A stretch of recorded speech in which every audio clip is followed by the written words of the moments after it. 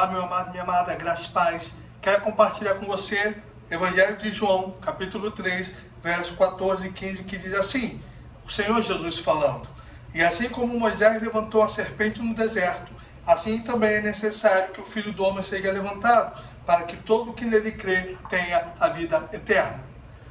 Números 21, a partir do verso 4 até o verso 9, nos conta que os israelitas murmuraram contra o Senhor. E o Senhor, como castigo, enviou serpentes venenosas que mataram muito do povo naquele dia. Então o povo se arrependeu, pediu perdão, e o Senhor disse a Moisés que fizesse uma serpente de bronze e colocasse no alto. E todo aquele que olhasse para a serpente seria curado. E assim Moisés fez. E quando alguém era picado pela cobra, ao olhar para a serpente, era sarado. Eu e você fomos picados pelo pecado. O pecado, que Romanos 6,23 diz que o salário dele é a morte. Romanos 3,23 diz que todos pecaram e destituídos foram da glória de Deus.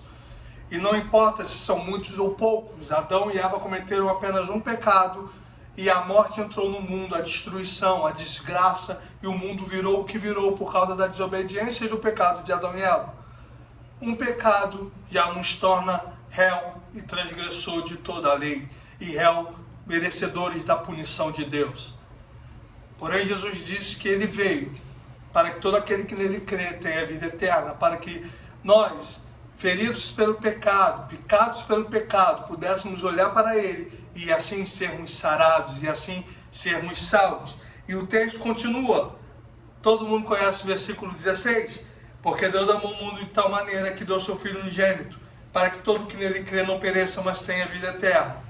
Porque Deus enviou o seu Filho ao mundo, não para que condenasse o mundo, porque o mundo já estava condenado sem Cristo, mas para que o mundo fosse salvo por ele. Quem nele crê não é condenado, mas o que não crê já está condenado, porque não crê no nome do unigênito Filho de Deus. E a condenação é esta: a luz veio ao mundo, mas os homens amaram mais as trevas do que a luz, porque as suas obras eram más.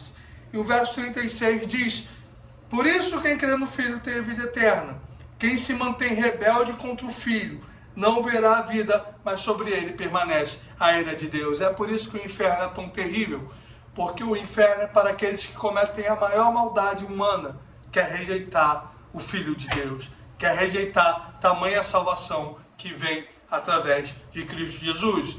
O Verbo que estava com Deus, que era Deus e se fez carne e habitou no nosso meio, e veio para nos dar vida e vida com abundância.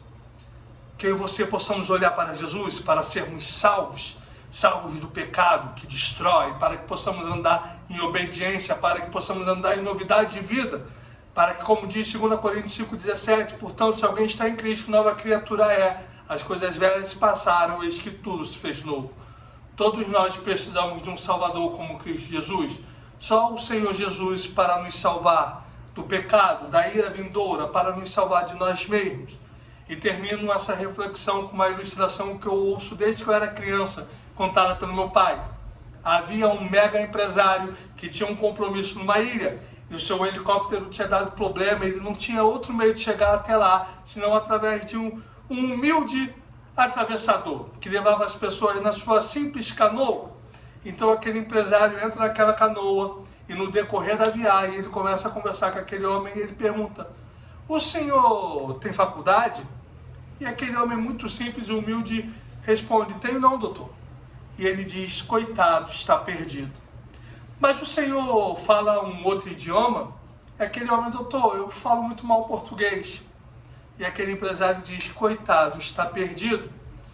Mas você entende de tecnologia, de internet? Você tem algum dinheiro guardado, aplicado? E aquele homem diz: tenho não, doutor. E aquele empresário diz: coitado, está perdido. E no meio da viagem, aquele homem de repente olha para o empresário e pergunta: doutor, o senhor sabe nadar? E o doutor: está aí, rapaz, uma coisa que eu não aprendi na minha vida foi nadar. E ele diz: coitado, doutor, está perdido, porque a canoa acabou de furar. Naquele momento, saber nadar era o mais importante. Se nós tivermos tudo nessa vida, mas não tivermos Jesus, então, coitado de nós, estaremos perdidos. Porque o Senhor Jesus disse: do que adianta o homem ganhar o mundo inteiro e perder a sua alma?